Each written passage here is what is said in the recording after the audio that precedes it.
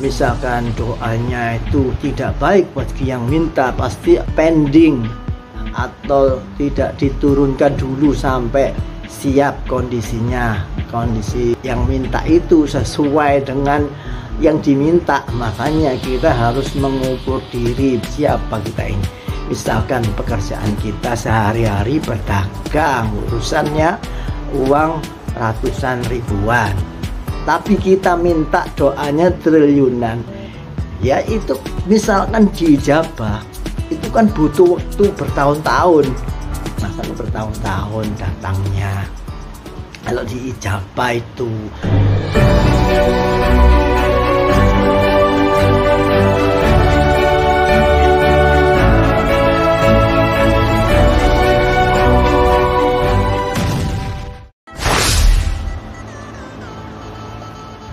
Assalamualaikum warahmatullahi wabarakatuh. Alhamdulillah birabbil alamin.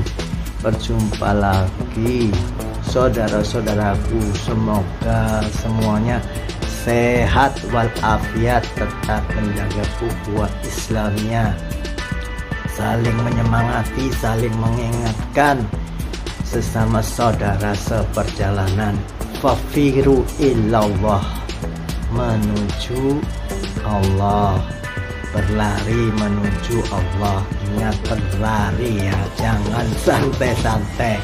Artinya bukan fisiknya, ruhaninya terus dipoles kolbunya ya. Ketika melakukan perbuatan yang tercela, yang jelek, itu berhenti dulu berpikir, apakah ini sudah benar? Apa manfaatnya? Kalau tidak ada manfaatnya, kalau tidak benar, ini curigai tipu daya iblis, karena selalu enting-enting mengawasi di sekitar kita. Maksudnya enting-enting itu bahasa Surabaya ya, itu artinya selalu mepet terus, menunggu peluang untuk diselewengkan. Apapun itu, jadi tidak ada yang tidak terkena. Selama panjenengan masih hidup pasti terus ditempel. Apalagi kalau berjalan di jalan yang sudah lurus, pasti terus ditempel. Karena bagi mereka, kalau orang yang sudah lurus itu hadiahnya semakin berlipat-lipat, hadiah dari bosnya. Iya, karena semuanya itu pasti akan digoda sampai akhir hayatnya agar melenceng.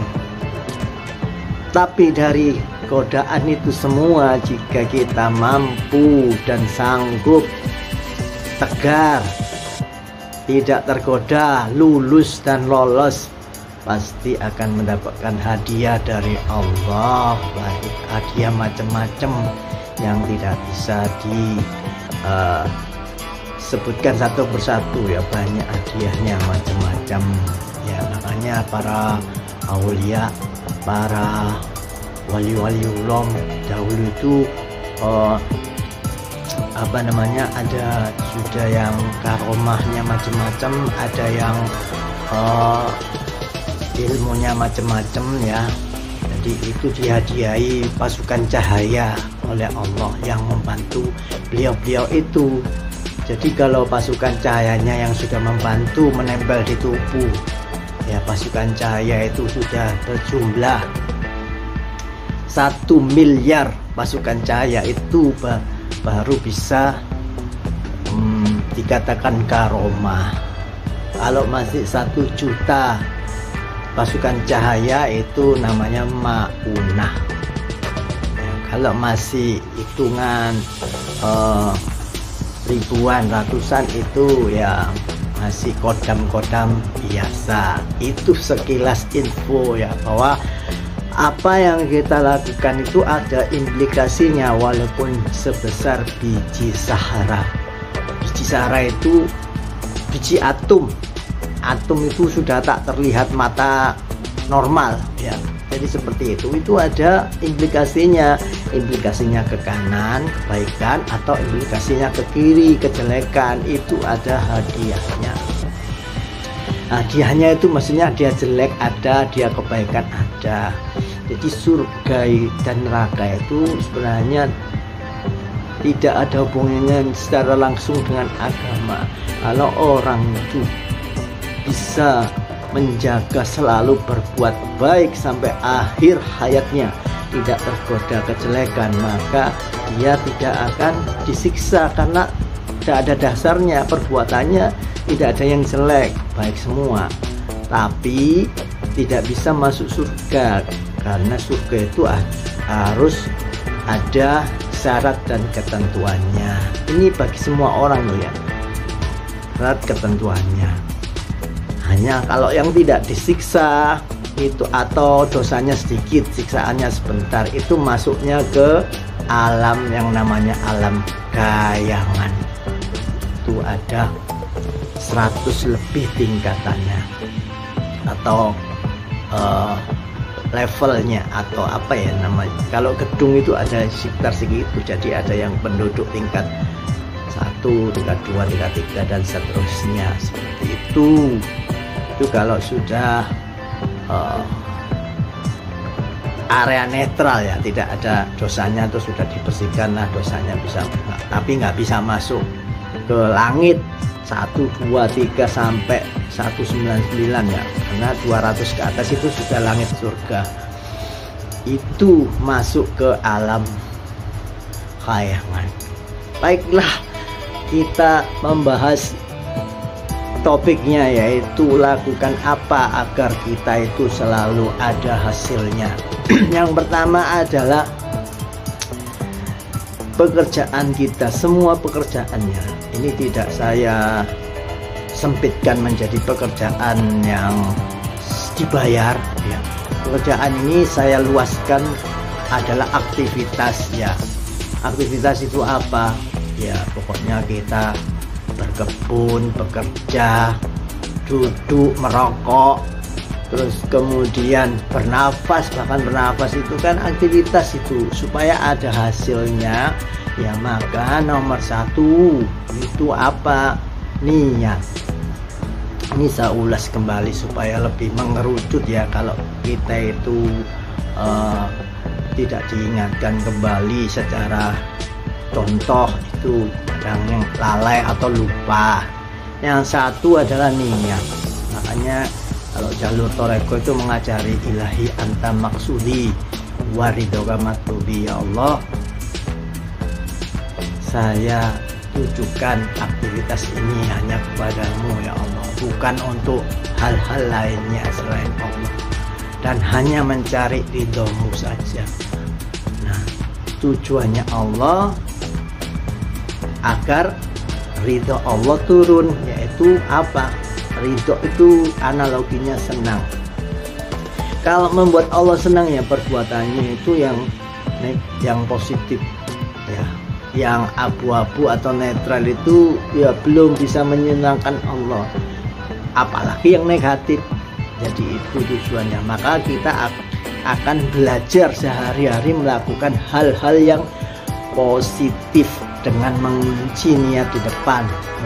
Niat itu di awal perbuatan dan di batin, boleh di batin, tidak harus diucapkan. Pokoknya ilahi anta maksudi, ya Allah, hanya engkau yang tujuh mencari ridhomu, memberi makan orang pengemis misalkan. Nah, niatnya yang lain juga begitu. Semua kegiatan itu kita niatkan, yang utama niat ya. Itu harus lurus, jangan sampai untuk urusan yang lain ya.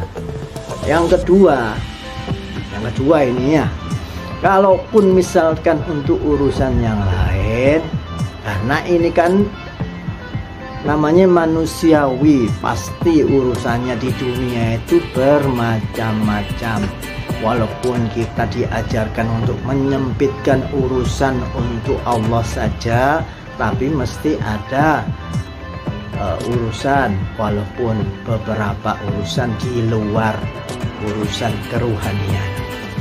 Nah, kalau mau ada hasilnya itu juga niatkan juga seperti itu tadi, yang pertama. Yang kedua, kalau itu urusannya untuk selain Allah, ya itu harus kita niatkan bahwa menjalankan perintah Allah, yakni misalkan berdoa, ya Allah saya berdoa, misalkan ini berdoa, saya zikir ini saya niatkan untuk rezeki, supaya Engkau bukakan pintu rezeki, karena ini adalah perintahmu, berdoa kepadamu, hanya kepadamu saja, memintanya kepadamu saja. Itu yang niatkan di dalam hati, bukan untuk yang lain. Niatkan urusan-urusan itu untuk melakukan perintah Allah, meminta hanya kepada Allah semata. Ya, nanti masalah dikabul atau tidak itu ada syarat-syaratnya lagi. Kalau itu misalkan doanya itu tidak baik bagi yang minta, pasti Allah akan pending atau tidak diturunkan dulu sampai siap kondisinya, kondisi yang minta itu sesuai dengan yang diminta. Makanya kita harus mengukur diri, berdoa kepada Allah itu mengukur diri. Misalkan kalau ini, kecuali yang urusan-urusan kelas makom-makom atas ya, kalau makom-makom umum lah ini ya, kita harus mawas diri siapa kita ini. Misalkan pekerjaan kita sehari-hari berdagang, urusannya uang ratusan ribuan, tapi kita minta doanya triliunan, ya itu misalkan dijabah, itu kan butuh waktu bertahun-tahun, karena urusannya yang di lapangan itu ratusan, mintanya triliunan, makanya bertahun-tahun datangnya. Kalau diijabah itu, atau kalau misalkan kondisi khusus 1 dibanding 1 triliunnya, itu langsung bisa datang nemu uang gitu, tapi ya kan jarang, di luar batas kenormalan. Jadi kita kalau meminta harus tahu apa yang kita minta, kita doakan, termasuk yang kita lakukan sehari-hari ini. Ya secukupnya, kalau berdoa itu sesuai kebutuhan, bukan keinginannya. Kebutuhan misalnya butuhnya ya untuk bayar uang 1 juta, ya doakan, atau mau dilebihkan minta 2 juta, itu masih di batas kewajaran, mudah untuk aplikasinya di lapangan karena sesuai fakta yang minta. Kalau di luar fakta itu, kalau dijabah itu walaupun tidak gampang ya bagi malaikat, itu harus sulit karena dunia dunia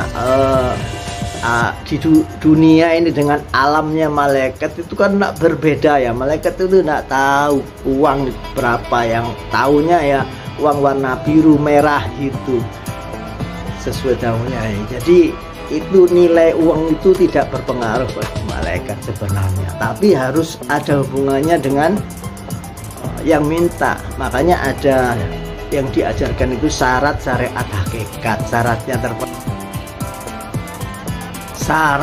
syariat hakikat, syaratnya terpenuhi, terus kemudian syariatnya, tata caranya terpenuhi, dan hakikatnya terpenuhi, yaitu ada ilmunya, maka pasti bisa diwujudkan.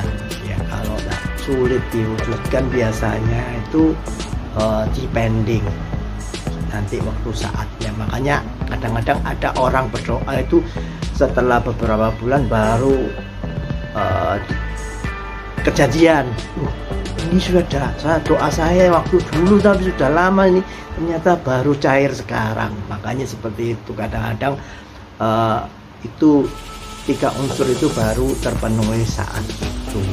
Saya semoga paham ya, karena ini adalah suatu bentuk pembelajaran kita dalam kehidupannya, hanya sebagai wawasan saja, bukan sebagai acuan.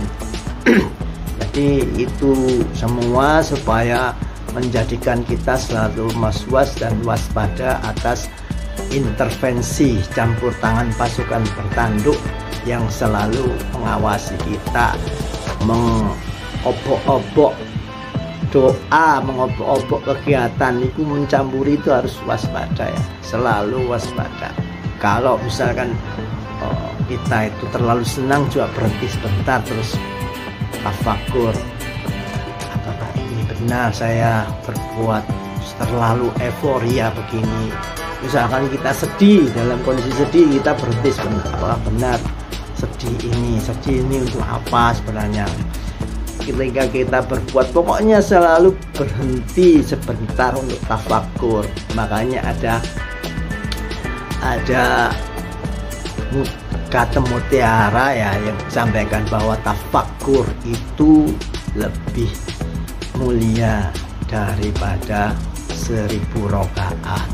Nah, itu nanti berikutnya kita bahas supaya kita itu tahu hikmahnya, hakikatnya yang kita lakukan.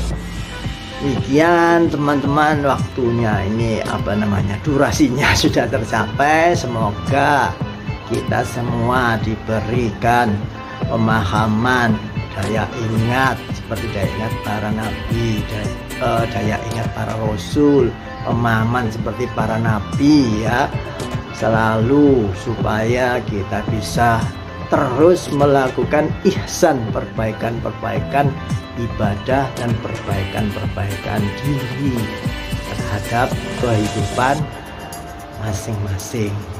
Demikian 1-2 kata dari saya, semoga bermanfaat. Jangan lupa selalu bahagia apapun kondisinya dan selalu putar tasbihnya. Wabillahi taufiq wal hidayah. Wassalamualaikum warahmatullahi wabarakatuh.